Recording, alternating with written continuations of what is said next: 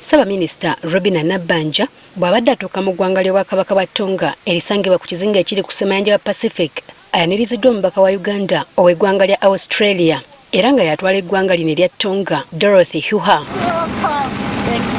Ekizinga Tonga kisangibwa mu ssamayanja wa Pacific era ng'abantu b'oku kizinga kino bamanyiddwa nnyo mu muzannyo gwa rugby kubanga abasajja n'abakyala baayo bakiwago.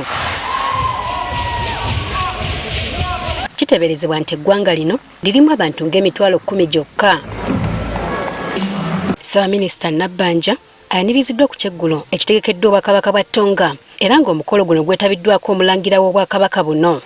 Abakulembeze okuva mu mawanga ag'enjawulo basanyusiddwa abayizi ab'enjawulo n'amazina ag'obuwangwa bwa Tonga.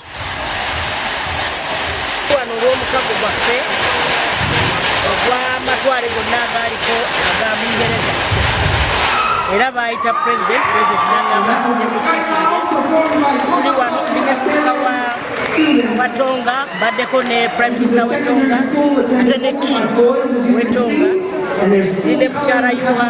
Tuli wano mukolo munene nnyo, tuli wano olw'okwogera okugaziya enkolagana n'amawanga gonna mu nsi yonna.